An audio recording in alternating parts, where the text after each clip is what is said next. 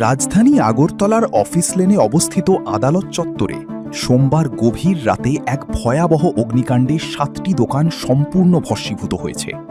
আগুন লাগার খবর পেয়েই দমকল বাহিনীর একটি দল ঘটনাস্থলে পৌঁছায় এবং অনেক চেষ্টার পর আগুন নিয়ন্ত্রণে আনে, কিন্তু ততক্ষণে দোকানে রাখা সমস্ত জিনিসপত্র পুড়ে ছাই হয়ে যায়।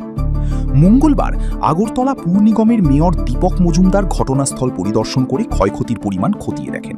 তিনি ক্ষতিগ্রস্ত ব্যবসায়ীদের সাথে দেখা করেন এবং তাদের সব ধরনের সাহায্যের আশ্বাস দেন। মেয়র দীপক মজুমদার জানান, এই অগ্নিকাণ্ডে 7টি দোকান সম্পূর্ণ ধ্বংস হয়ে গেছে। তিনি বলেন, ক্ষতিগ্রস্ত দোকানদাররা দীর্ঘদিন ধরে এখানে ব্যবসা করছেন এবং তাদের কাছে পুর নিগমের বৈধ ট্রেড লাইসেন্সও রয়েছে। ঘটনাটিকে অত্যন্ত দুঃখজনক আখ্যা দিয়ে তিনি বলেন যে দোকানদাররা তাদের সামান্য জিনিসপত্র পর্যন্ত বাঁচাতে পারেননি। মেয়র জানান, প্রশাসনের পক্ষ থেকে ক্ষয়ক্ষতির পরিমাণ মূল্যায়ন করা হচ্ছে। মহকুমা শাসকের এসডিএম এর কার্যালয়ের একটি দল বিষয়টি তদন্ত করে দেখছে এবং পুর নিগমের পক্ষ থেকেও ইঞ্জিনিয়ারদের পাঠানো হবে। তিনি আশ্বাস দেন যে ক্ষতিগ্রস্ত সকল ব্যবসায়ীদের যত দ্রুত সম্ভব সহায়তা প্রদানের জন্য প্রয়োজনীয় পদক্ষেপ নেওয়া হবে।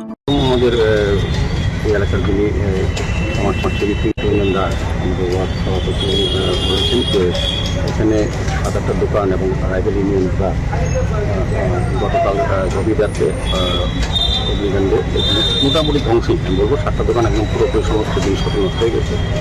তো আজকে খবর শোনার পর আমি একটা প্রোগ্রাম ছিলাম, আমার মনে হলো যেহেতু পরিদর্শন করি এবং তাদের সাহায্য করার কোনো সঠিকভাবে যায় কি না সেবারও খোঁজখবর নিই। আমার সঙ্গে আমাদের কর্পোরেটর জানিদাস প্রদীপ মহোদয় আছেন, আমাদের মন্ডল সভাপতি শ্যামল কুমার দেব আছেন এবং অন্যান্য যারা এলাকার এবং এই ক্লাবের সভাপতি সম্পাদক সহ প্রত্যেকে আছেন। এটা চত্বরে বহুদিন ধরে তারা ব্যবসা করে আসছেন, তাদের আইনগতভাবে ও আমাদের কর্পোরেশন থেকে ট্রেডিশন নেওয়া আছে। খুবই দুর্ভাগ্যজনক এবং খুবই দুঃখের প্রতিটি সমাজ তারা কেউ করতে পারেন, সমস্ত নষ্ট হয়েছে। আমি এই যে সাহেবের সঙ্গে কথা বলেছি, ওনারাও এনকোয়ারি করেছেন, অলরেডি তহসিলদার পাঠিয়েছেন, স্টাফ পাঠিয়েছেন। এটা এনকোয়ারি কিছু তারা জমা দেবেন আমাদের আগরতলা মিউনিসিপ্যাল কর্পোরেশনকে, আমার ইঞ্জিনিয়ারও দেখবেন